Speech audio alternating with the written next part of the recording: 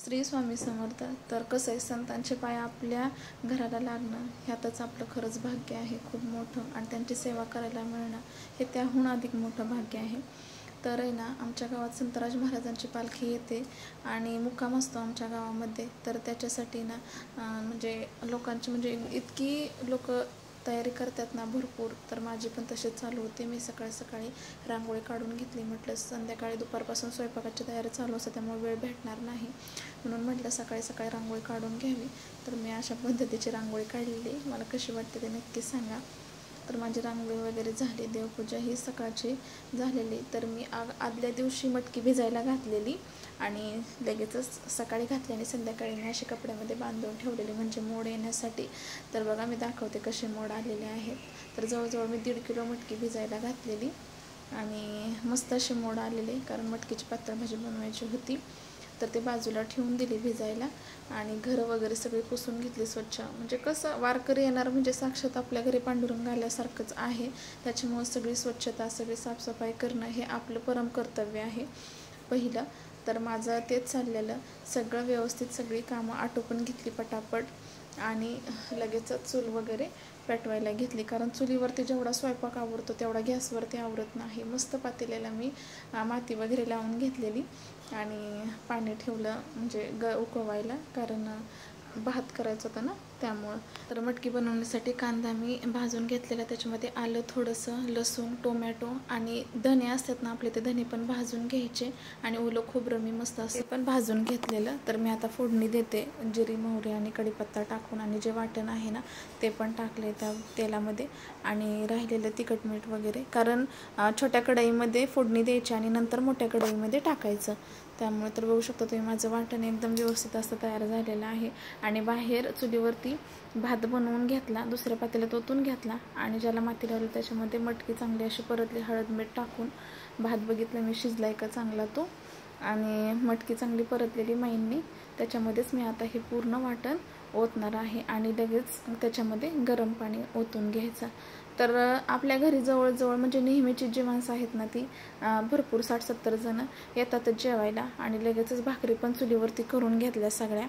आणि चुलीवरती इतकं छान वाटतं ना, आणि स्वयंपाक पण इतका पटापट आवरतो. तर तुम्हाला दाखवते मी लापशी दह्यापासून कढी बनवलेली आणि पातळ मटकी आणि भात बनवलेला. तर पालखी आणायला आपली जी शिव असते ना गावाची, तिथे गेलेले असतात सगळे, आणि तिथं म्हणजे आगमनासाठी थांबतात की बाबा पालखी येणारे गावकरी गावात, आणि त्यांची गाळाभेट घेण्यासाठी बघा स्वागतासाठी असे ना दोन्ही बाजूला उभा राहतात. तर बघा पालखी आपली आलेली आहे आणि वारकरी पण कसे आलेले आहेत. इतका आनंद, इतकं छान वाटतं ना, असं म्हणजे ना भरभरून असं वाटतं आपण साक्षात पंढरपूरला गेल्यासारखं. मला तरी खूपच आनंद होतो अशा गोष्टींचा.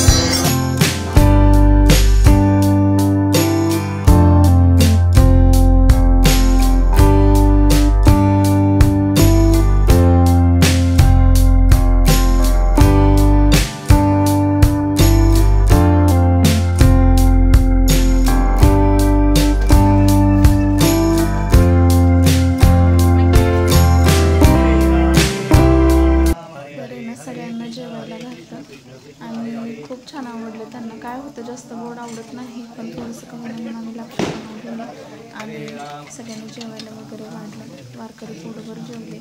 कढी पण त्यांना आवडली. नंतर घरात आलेल्या ज्या महिला मंडळ होतं त्यांना हळदी कुंकू वगैरे लावलं. आणि प्रत्येक वर्षी पालखी येत असते. प्रत्येक वर्षी काही ना काहीतरी वेगळा अनुभव असतो. आणि एक आजी आहेत ना, त्यांना इतका आनंद होतो आमच्या घरी आल्यावरती. त्यांना आता त्यांचं वय जवळजवळ 70 ते 75 झाले, तरी पण त्या एवढ्या जोमाने चालतात ना की खूप छान त्यांना वाटतं. तर व्हिडिओ कसा वाटला नक्कीच मला कमेंटमध्ये सांगा. आणि नवीन असं तर चॅनल लाईक, शेअर आणि सबस्क्राईब करायला विसरू नका. तर बघा, गावातल्या जिथं कबड्डी वगैरे खेळतात त्या मंदिराच्या पाठीमागे ग्राउंड आहे, तिथं पालखी उभा करतात. कारण सगळे मंडळी पाया वगैरे पडतात, गावकरी, बाकीचे आजूबाजूचे लोक. तिथले वारकरी असतात ते झेंड्याची फुगडी, भारूड, म्हणजे इच्छा सकाळचं रिंगण वगैरे घालतात ते. तर व्हिडिओ पाहिल्याबद्दल धन्यवाद.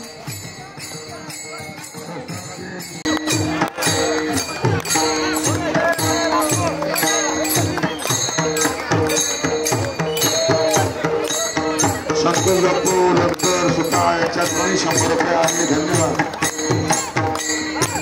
त्यांना ऐकायला वाटत